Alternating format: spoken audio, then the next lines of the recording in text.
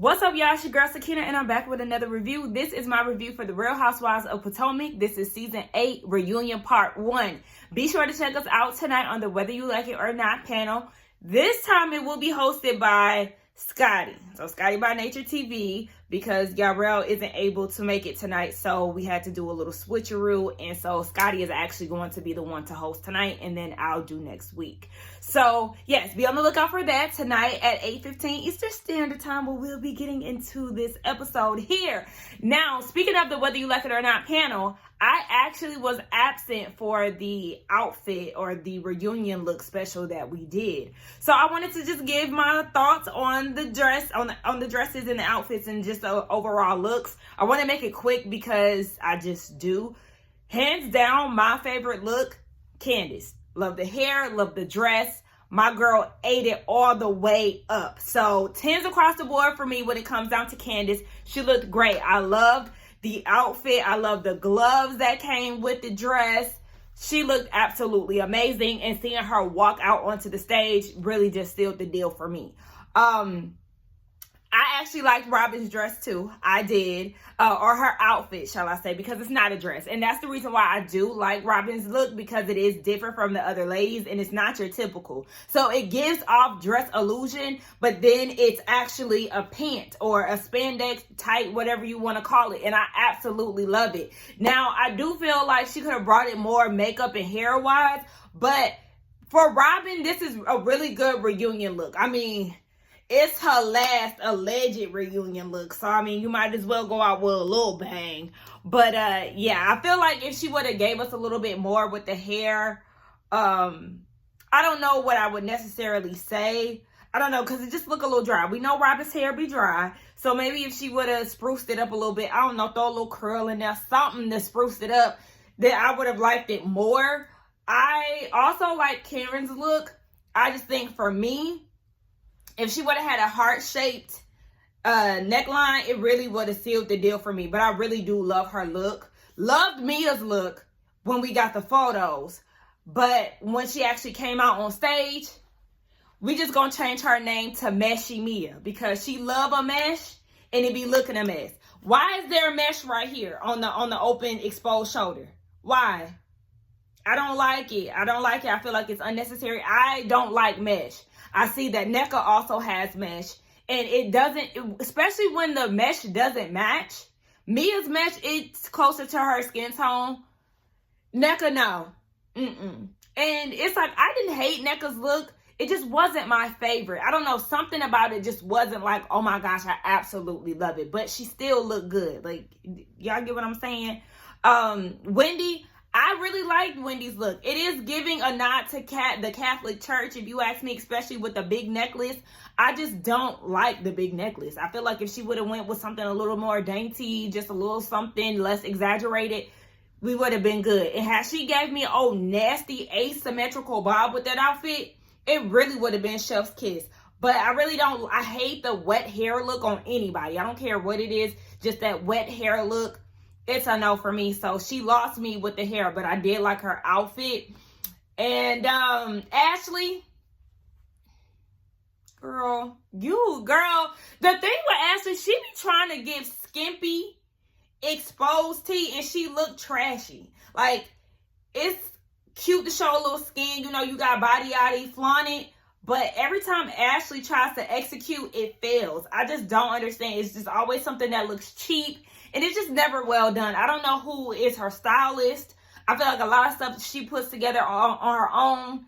Girl, she had the worst look for me. Like, Ashley, what are you doing, girl? You look crazy. Oh, we got Kiana, girl. No. Kiana, you disappointed the hell out of me. That snooky bump. I said, girl, where are you going? You gave us a good look in your confessional, and then you gave us this. For the reunion, it just doesn't add up. You would think that this would be your time to shine and you want to look your best. But you gave us the bare minimum. Speaking of bare minimum, we just going to get into Giselle. For Giselle, this is very safe. This is very safe. This is very on brand for her. This is actually probably the best reunion look that she's had. So I'm going to give her a thumbs up, okay? Because she actually executed the look. And she didn't look crazy. Now, it's Giselle, but yeah, I'm gonna give her. I'm gonna give her her thumbs up. That's all I gotta say. Very basic, but she looks good nonetheless. Overall, the girls look good together as a unit, and I love that for them. You know, it's very hard not to pull off black, but you know, some people can't. And as a collective, they look really, really good, and I'm proud of them because, baby, we know, especially when you get into the color situations, that yellow reunion. No, I absolutely hated it. I liked when everybody came out in white for the most part, even though Robin's hair was just, Robin's hair and her outfit that season, that was just a mess. I think they did blue too, if I'm not mistaken. Yeah, I think last season was blue. Some of the girls, you know, executed down, others failed. I don't know. They just need to take a page from Miami because Miami ate their reunion looks. I think that last reunion was one of the best reunion looks I've seen just across the board of Housewives, period. But we ain't here to talk about all of that. So all the girls are getting ready to come out on stage. Giselle is the first one to come out. And Andy gagged the hell out of her when she thought that she was going to get first chair. She thought she was about to get first chair. And Andy said, no, that's for Karen. You're sitting right here. She was like, oh, yeah. Oh, you wasn't expecting that. Definitely got your together real quick. So Candace is the second to come out. And Giselle decides to take some pictures as she's seeing Candace walk out. Candace is like, girl, why was I rushed to get dressed and ain't nobody out here? Yeah, because as far as I know, ain't nobody out here either. Even though Giselle out here, again, she said what she said, nobody. It's always awkward every time Giselle and Candace is in the same room. And then Robin was the next to come out. Child, just cringe. So all the ladies are there. And we have a reunion first where Giselle and Karen are sitting next to each other.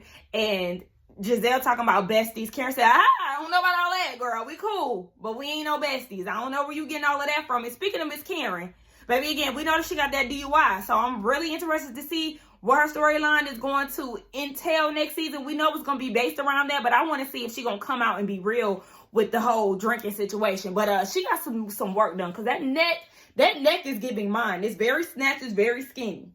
I know she said she got some stuff done for her triple 20s. Girl, what type of surgery did you get done, Karen? Because Andy likes to be in a girl's mix. He needs to ask that. And he asked Robin, has your beauty spot opened up yet? She said, no, not yet. I said, all right now, she by Sheree, you better get real ready because Andy gonna act. Okay, I forgot already that Robin is allegedly fired. So I was about to say, get ready because he's gonna ask you that every reunion, but since you don't have the opportunity. So speaking of asking every reunion, he asked Ashley, girl, you divorced yet? She said, well, we have some new things coming, but no, I'm not divorced yet. Yeah, now he feel like he gonna have to ask that every season. He was asking Robin when the wedding was, and at this point, he gonna have to ask you when the divorce is. Girl, we don't care anymore. We don't. Candace said that she's putting babies on pause to pursue her music career. I feel like she's not going to be back next season because she's focusing on her baby. I also feel like I'm very sad to see Candace go. Very sad to see Candace go because that's my girl. But she said she's going to be back, so it is what it is. I asked Nneka what her first season was like, and she said 10s across the board. Girl, boo. Let's just go ahead and get into it because that was a lie. Now, Andy done made his comments about him being a fan of the show and how frustrating it is to watch the show and see that the ladies can't find any type of common ground or take any ownership. Do they feel like they're prepared to do that today? So Karen says that she has faith in the girls. And Candace said that she's ready to, own her parts. Wendy said count her in. Mia said count her in. Crickets from the Green Eyed Bandits. And so they was like, okay, so what about y'all? I think Andy or Karen, one of them said it. And Giselle was like, yeah, I'm ready for the ownership. And that's the problem with you because that was very much so rooted in you're waiting for Candace to take ownership in what she's done to you because you've somehow flipped this and made yourself become the victim when you're actually the villain. I need Giselle removed too. I'm so happy that Robin is out of there. I need y'all to do the same with her green-eyed sis. Now, they get into the whole fact that they really come together when it comes down to sex talk. And so one of the viewers wanted to know, does Ashley really hold semen in her mouth until her partner goes to sleep and then spits it out. And she said yes. Girl, that sounds so stupid. I don't even remember her saying that during that scene, but that is ridiculous. I was with the girls. Girl, if you're going to sit there and hold it and wait for him to go to sleep, then you might as well swallow it. And girl, who cares? Like, girl, go spit it out. If you don't want to do that, then go spit it out. Have no shame in your game, because holding it, that's nasty. Dirty, nasty mouth. So then they wanted to know, Karen, why did it take so long for you to answer how many partners you slept with in the past 5 years? She was like, well, I just wanted to consider if wet dreams count. So Robin said, all right, so that means that you can't keep track of how many people you slept with in the past 5 years. She said, no, that'll be wine. I said, shut Robin all the way up. Robin said, okay, yeah, because you already know that was a quick comeback and you ain't prepared for that, because you already know your man definitely is a wanderer, as they say. Then we segue right into Robin's storyline and Juan and the hotel and all the women that he was seen around town with. So Andy wants to know if she still believes that he hasn't cheated with any of these women. She said nothing is for certain, but she does believe what he's saying about the woman in Canada. I need them to ask, what are the things that are making you feel like, okay, he's telling the truth? Because the whole story sounds stupid. Andy asked the ladies, do any of y'all believe this story? They said, hell no. They all start overlapping and talking over each other because nobody believes it. But Mia said, as a friend, it's up to them to support Robin, because as long as she believes it, then that's all that matters. Exactly. So then Giselle was like, well, when he said that Coach Bree is a beautiful woman, like, did that affect you? She said no, because he was saying if he was out with somebody ugly, then nobody would have an issue, child. Whatever, Robin. She has an excuse for every single thing. Andy asked, does he support you? Or do you feel like he's been supportive of you during filming? You already know what she said. She said, yeah. How in the hell do you feel like Juan has been supportive? Anytime you call him crying, he has this aggressive, annoyed tone with you. Stop feeding into it. You need to be the bigger person and all these things. Like, what are you talking about? And I was so glad that Andy got her ass together. He supports you, really, but he hasn't shown up today. He done showed up all throughout filming, but he ain't here today. He ain't got no basketball games. Mia said, Andy, that was shady. But, I mean, let's tell the truth. Because that's always the excuse. He got work. He got to do this. He got to do that. Well, he's unemployed currently. So, he has all the time in the world to show up. He can show up to pickleball and, film these little awkward-ass scenes with Robin. All of a sudden, he can't come to the reunion because that's where he's going to have to be held accountable. And just like Wendy said, he knows that you're going to take all these bullets for him. And instead of being there to take the heat and stand in front of you to take said bullets that were really shot for him, he cowers away and stay his ass at home. Like, make that make sense. You look a fool. Even as grabbing Michael showed up to the reunion after he got caught in the hotel room with his back all exposed. But Juan can never seem to show up for you. It's craziness. And Robin will always have an excuse. So I'm really under the same sentiment that Karen has. She said that she don't care, and we don't care either. But as far as Candace goes, she feels like, girl, you had a story to tell, and you did not want to share. You always expecting people to share their lives, but you don't want to share yours.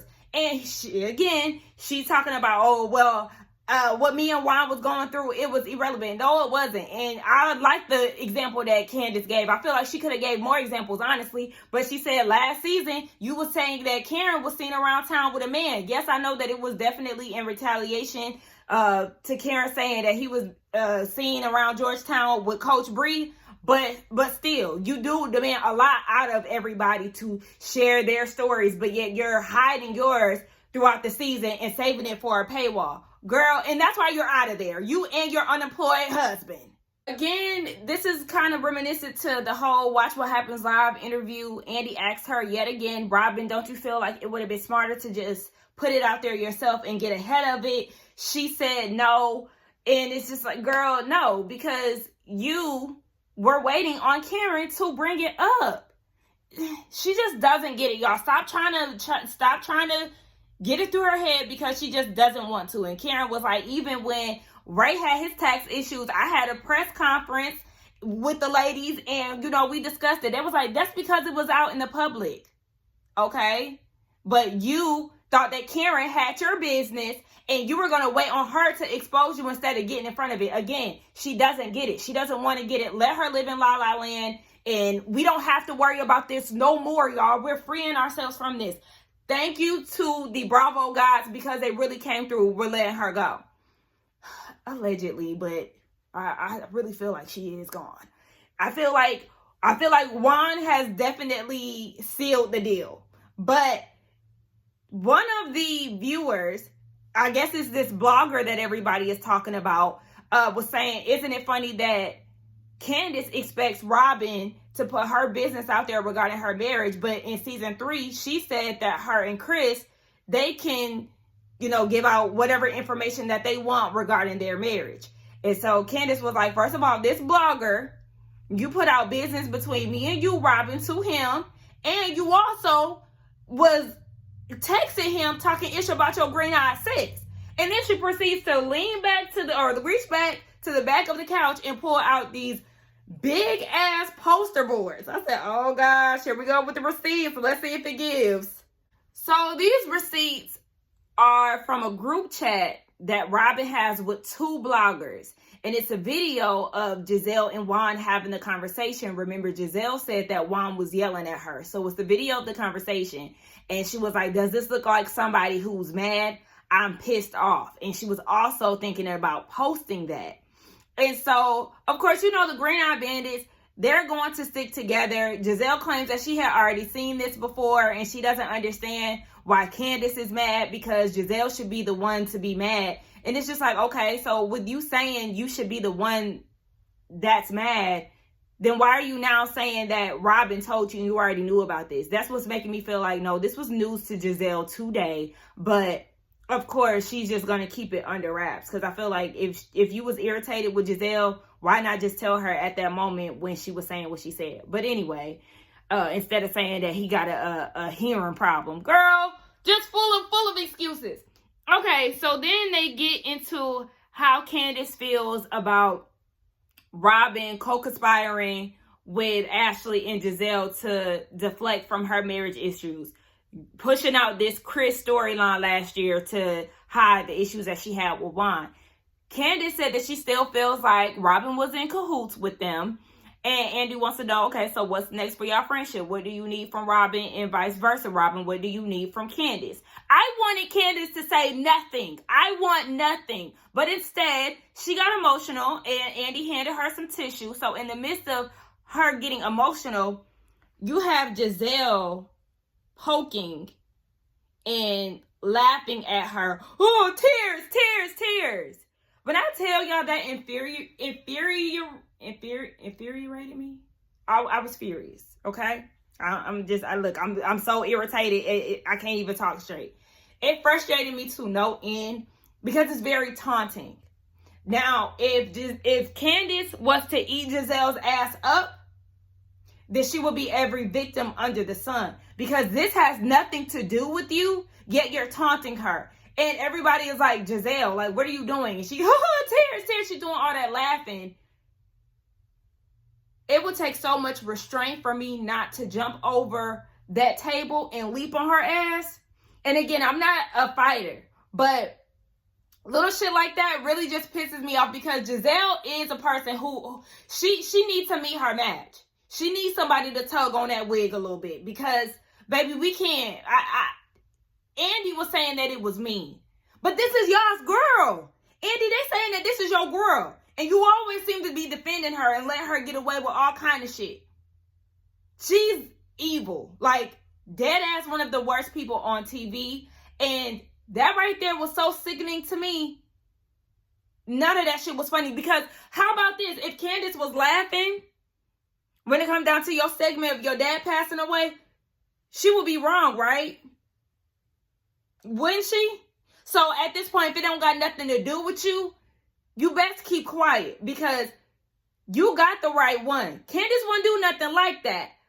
But you can very much so meet somebody who can get down and dirty with you to a level that you don't want it to go. So it's like, girl, it's like you know who to try, but at the same time, you don't want to really go there with Candace. You don't want to go there with Wendy either. That's why you always on mute. And that's why I find it very comical that you thought it was funny to laugh at her, because if she got your ass together, you wouldn't be able to handle it. Anyway, because I done just went on a whole rant. So anyway, Candace said that she wants Robin to take accountability. And Robin doesn't want anything from Candace, because it's like, if you think that I could do this to your husband or I would do this to you, then we don't need to be friends. Exactly. Like, I gotta be on Robin's side with that. I was on her side with that when they had they sit down. If you think this of me, then baby, we don't need to be friends. Stop fighting for this friendship, because ain't nothing there. Robin don't give a damn about you, and you don't need to give a damn about this damn friendship. And none of us are invested in it as viewers anyway, because we didn't know this shit even existed. Like, what is going on? So leave it up to Mia to actually, translate this pretty well. Robin wants Candace to have a bit of self-accountability, and what Candace wants for Robin is some transparency. I said, oh my gosh, look at Mia. Good job. And no, I don't really care too much to wrap up what Robin and Juan got going on. She claimed that they happy. Girl, that's a lie. That's a lie. You carrying that family on your back. I mean, I guess it's your turn, and that's what happens in relationships anyway. So, that is what it is. But you carrying a family on your back. He ain't looking for no job. He doing volunteer work. Excuse me? He volunteering down at the high school to be closer to his son, and they won their first championship in 31 years. So how long you gonna volunteer, Juan? That's none of our business. We'll see y'all on the other side. Anyway, let's move on. Robin also mentioned how intriguing Juan's life is and how he could do a 2-hour special on his life. You a part of his life. And we ain't see none of that out of the 8 years that y'all been on this show. Anyway, we get into Karen being the fence of the group, being the mediator, the middleman, whatever you want to call her. Andy said, girl, what's up with that tagline? Can you explain it? She said that she's Switzerland and she brings the people together so they sit on her fence. Some stupid-ish. So Wendy and Candace, yes, they do believe that Karen does ride the fence, but she never changes her ways no matter what part of the group that she's in. So then they talk about Karen's triple 60s. She got her face done. I think she got like a facelift or something like that. Just a little refresher. She does look good. She said nothing on the body, just the face. As far as the Siri bed and breakfast, it'll be open next year, 2025. Again, I still don't understand why it's the bed and breakfast or whatever it is, because girl, you have to have a touristy town for it to be attractive. What's attractive about Surrey? Okay then. So anyway, a viewer was like, girl, there was no fishbowl that you pulled out of the hat to invite the girls to the house. And also the whole insurance thing, girl, what was going on with that? She said, listen, these girls are wild, okay? And she only wanted to have a certain amount of women at that house. Otherwise, she would have had to increase the insurance. She wasn't going for that. Rightfully so. Because, yes, as you can see, look at the finale. You just never know when things are going to take a turn for the worst. They touch on Giselle trying to blame Candace for the death threats that she was given. Giselle wants to explain why she never said anything directly to Candace during filming. And she's saying that Candace calling her a colorist was basically the direct reason why she was getting death threats, and how people were threatening to harm her kids and saying that they was on the way to the house. Giselle, when you run it back saying that Giselle is an imp, Giselle is evil, Giselle is this, Giselle is that. Yes, that's an observation from what everybody has gathered from watching this show. So you mean to tell me none of your actions line up with that? None of your actions are a direct reason why people think that you're a colorist. Baby, it's clear as day. All throughout the show, since season 5, your true colors have shown, sis. And you're never beating colorist allegations. Like, I'm sorry, but you're not. And for you to blame Candace, I feel like that was just a weak move. Candace said they all have received some sort of death threat. And for you to just make it seem like it's her fault for that, it's crazy. And I agree with her because, sad enough, these reality stars, actual celebrities, not saying that y'all ain't celebrities, but you know what I'm saying, A-list celebrities, they all receive death threats, unfortunately, because nobody should be going to those lengths doing the most. They really shouldn't. Now, to get somebody together under the comments one good time or whatever, okay. But I was actually with, shout out to the diva, Erica De Niro. I'm with her when it comes down to, like, talking shit under the blog site comments. But I'm not the type of person to go to Giselle Page and attack her. It's just something weird about that is, and I feel her so much every time she say it's weird when people tag celebrities when it comes down to certain situations. Girl, what are you doing? Like, literally, what are you doing? I always felt the same way. Like, y'all are so weird for that. I'm never going to go on Giselle's page and talk shit. That's just not my style. I'll say what I need to say on here because I have a platform, or if I'm looking at it through a blog, then I'll say what I need to say there. But going out their way to send DMs and death threats and under their comments, it's just too much. That's just too much, and that's just not my style. And I feel like people who do that, they're crazed. People who got too much time on their hands, and it needs to stop. I don't like Giselle. Nobody should be receiving death threats from crazy ass fans, period. But what you're not going to do is put the blame on Candace. Girl, that's so tired. It's a lazy excuse, and it's a lack of accountability. Because at the end of the day, you have a nasty ass attitude, and it reflects on TV, and that's why people don't fool with you. Simple as that. They talk about Candace liking tweets about Giselle and how that's a direct issue to what they're talking about. Child, no. She can like a tweet, and what? Just like she said, it's no different from them getting on their podcast and talking shit. Yes, the same way that Robin is talking about they shouldn't use social media to weaponize against one another and all of that. Yeah, she used Twitter and y'all use y'all's podcast. So what's the difference? They give audio to the conversation that Giselle and Robin had on their podcast about some picture that a girl had received from Chris, a nude of his penis.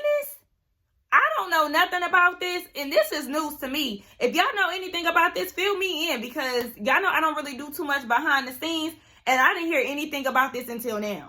Robin said that there's some type of screenshot of Chris's limp penis, and that it was circulating everywhere. Candace act like she didn't know what they were talking about, and then she said that the lady wasn't credible, and that she recanted. So it's like, okay, do you know or do you don't know? I don't know, but everybody was like, yeah, no, that's not true. She a liar. We don't believe her. So whatever. All I know is that Andy was damn sure ready to get the hell on out of that conversation. Andy wants some type of resolution between Candace and Giselle. It's not gonna happen. It's not. They talked about Candace's tweet about Giselle's thoughts regarding the Pace event. And Candace tweeted, I think it's funny how somebody could talk about SA, meanwhile she accused somebody of SA. Like, girl, what? So she's saying, Giselle is saying that she never accused Chris of sexually assaulting her. Candace is like, yes, you did. You said that my husband was trying to force you into the room.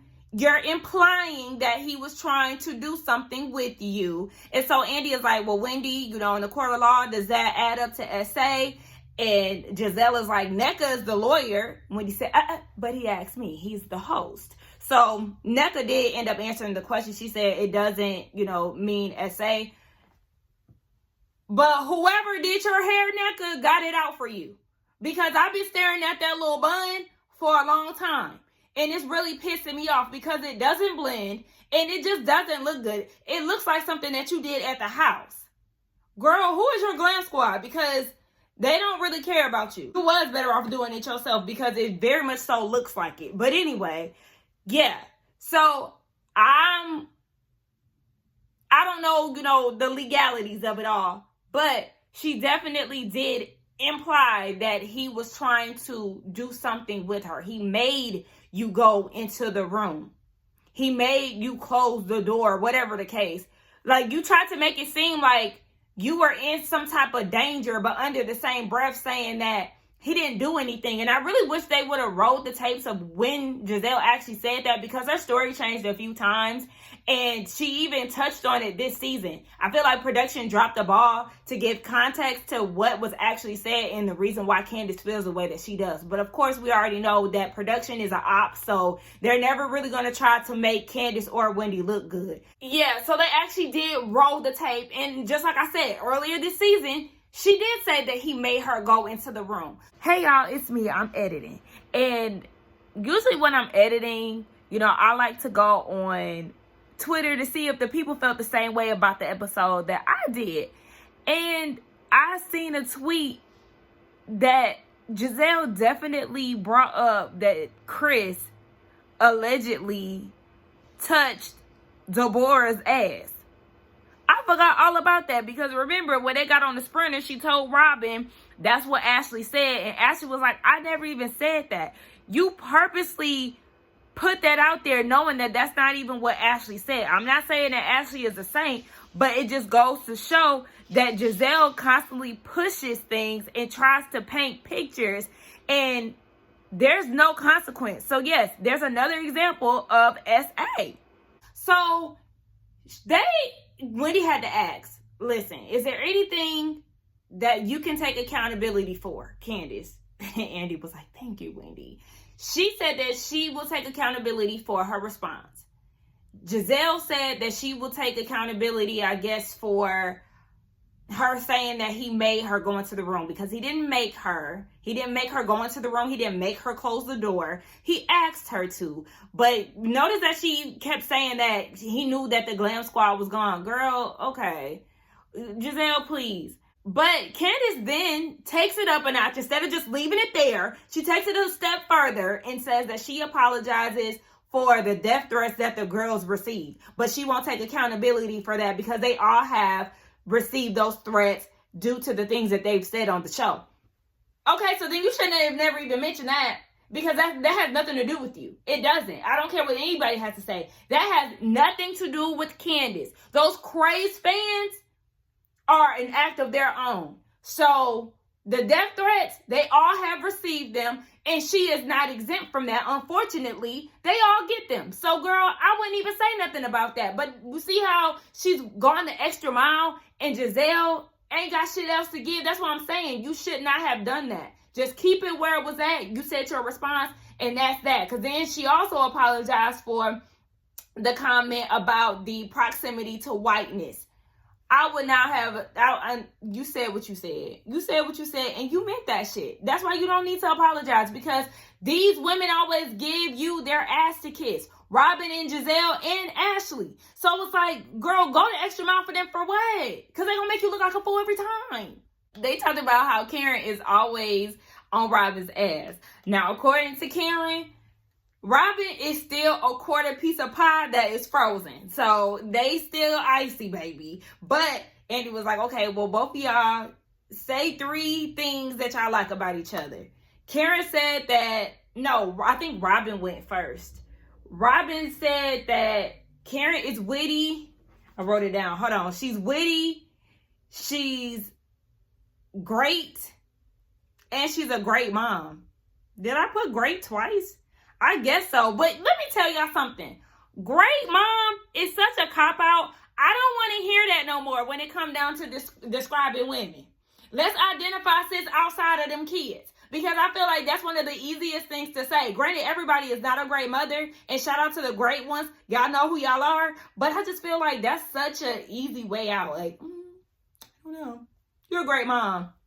Okay. And what else? What do you like about me? Like, I know I'm a good mother to these kids, but what about me outside of them? Karen said that Robin is a great friend to Giselle. She's intelligent, and she's also strategic when it comes down to those woe is me tears that she be having. And I said, couldn't help but to throw a little shade in it. But she said overall, Robin is a nice person. So Robin is like, all right, well, how would you feel if your friend went on Watch What Happens Live, Twitter, and everything else, and, was saying all these things about you? Like, would you be okay with that? Karen said, baby, I've dealt with that in some way, form, or fashion. So, it is what it is, because I'm still able to be on the stage with the rest of y'all. I said, well, Karen, you actually was the one who was doing what Candace was doing. Remember season 5 when you went to HR trying to look out for your friend, whole time you really wanted her off the show. So yeah, you was actually the one that was doing the harm. So yeah, Miss Fence Rider. So they start going back and forth because Robin just feels like, you don't ever try to see my side of things, and you really do ride the fence. She said, well, Charlie, if you would have came down to Surrey, you would see that I have an 80-foot long fence, because again, I am the fence. And she said that she really doesn't care. I think she said she don't care for Robin. One minute she want to have a boombox on the table. Next minute, she crying on the stoop and want Karen to do something about it. Just all this other shit, child. They just start going back and forth, and we already know they just don't like each other. Everybody is on break, and you got Mia on FaceTime with Incognito. Listen, I know him as Incognito because I live here in Atlanta. Yes, he is a radio personality, so he is no stranger to me. But she's on FaceTime with him and Gordon right there in the back. I said, okay, listen. Mia gonna do Mia regardless of whatever, and I'm sorry, I'm not mad at it. I'm just really not. I feel like I would be fake to act like I would be mad, and I'm just not. Mia has truly grown on me. I feel like a lot of us feel the same way. I do not care for the way that she acted last season and the way that she handled Wendy. I would never go up for that because she really needed her wig snatched for that. But Wendy got to lose. But anyway, yes, I have definitely enjoyed her this season. She got the party started. She asked the questions that we all wanted to know. And I could appreciate that out of a housewife. And then she gave us a great finale at the end of this season. And a lot of us could agree that definitely was a better episode than any of them that we've gotten throughout the 18 episodes of the season. Anywho, Gordon is in the bag. And she, oh, babe, hey, babe, yes, everything's going great. I'm feeling good. I'm looking good. And then Incognito was like, oh, hey, G, I see you got your black on. So it seemed like, they might be getting along a little bit better. I said, okay, Mia, you still married and got your man on FaceTime without a care. So the ladies get back on stage and we get into Mia's segment. They get into how her and Ink met. They were high school sweethearts, but distance became the issue with them because he went back to Atlanta to pursue his radio career, in which he's clearly successful in. And at the time, she was working and she was in college, so she wasn't willing to move. She then got with G, the married man. But see, that's your karma, G.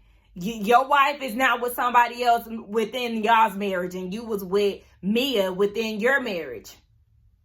See how they come back around?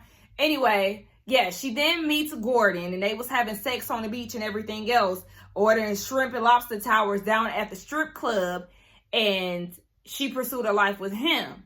Her and Incognito, they were not in communication, but they did have a little one-off situation. I guess that's what Gordon was saying before they got married. She had an affair with him. So, yeah. And as she was telling that story, Wendy was like, now, I don't know who Gordon been talking to, but I want to tell you this. He was telling us that Ink hadn't came over to the apartment and said that he was trying to take Jeremiah because it's his kid. I said, oh, Wendy, not you dropping tea? But what else he say? Because this must have been a part of the conversation that he was trying to have with the husbands. I don't know. But according to Mia, Ink thinks that Jeremiah is his son. I was cracking up when Ashley said, still, anytime that they show that, because I know that was a part of like the reunion trailer, anytime I hear Ashley say still, Something about that just cracks me up. But I'm kind of with her, like, still, this boy is what, 9? And y'all still ain't got a paternity test. Like, I just don't get it, Mia. It doesn't make sense. We know that she definitely likes to lie. So we don't really know what the truth is. But, girl, y'all need to hurry up and get that together. Get it confirmed and be done. But that was the end of the episode. Oh, yeah, Mia said that she has an apartment downtown in D.C. And my mom just got here. Downtown in D.C., Gordon is in North Carolina and Charlotte, but he is planning to move right across the street from her in his own condo. I said, okay, now, I don't know why he needs to be directly across the street from y'all. I mean, I guess he's older, so it'll make it easier for him to see the kids without doing too much traveling, too much work. I don't know. But anyway, that was the end of it. Again, be sure to check us out tonight on the Whether You Like It or Not panel, hosted by Scotty by Nature TV. Don't forget to like, comment, and subscribe to my channel, and I will see y'all in the next one. Child, I still got to do Ready to Love, and I got to do Summer House. I had a little delay this weekend, so that's the reason why I wasn't pushing nothing out, but it's coming. Bye.